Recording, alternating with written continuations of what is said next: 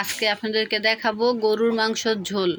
গরুর মাংসগুলো ধুয়ে আলু কেটে একসাথে নিয়েছি, তারপরে একটা পাতিলে গরম পানি সিদ্ধ হতে দিয়েছি। আপনারা চাইলে একসাথেও বসাতে পারেন, ওই যে গরুর মাংস হতে দেরি হয় সেজন্য আমি আবার গরম পানিটা আগেই বসিয়েছিলাম।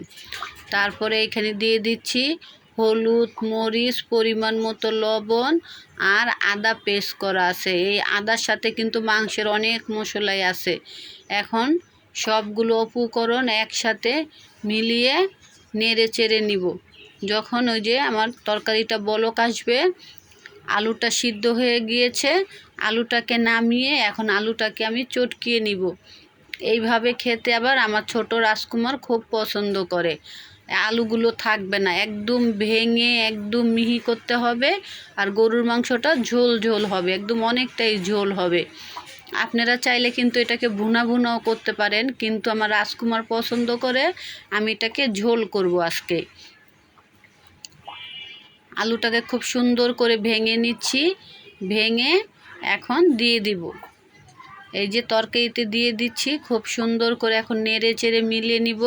পাশে একটা কড়াইতে দিয়ে দিব পরিমাণ মতো তেল। তেলটা গরম হলে এখানে দিব পেঁয়াজ আর কিছুটা রসুন কুচি দিয়ে ভালো করে লাল লাল হওয়া পর্যন্ত অপেক্ষা করব।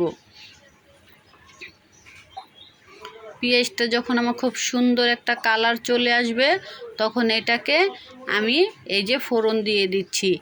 এটাকে অনেকে বাগারও বলে। এইভাবে রান্না করলে তরকারিটা খেতে খুব স্বাদ হয়।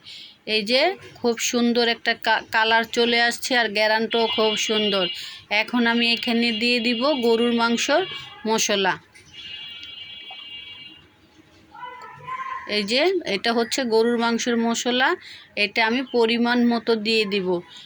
এটা দিয়ে দুইটা বলক আসলে এটাকে নামিয়ে ফেলবো। এটা আপনাদের ভালো লাগলে বাসায় ট্রাই করবেন, সহজ রেসিপি।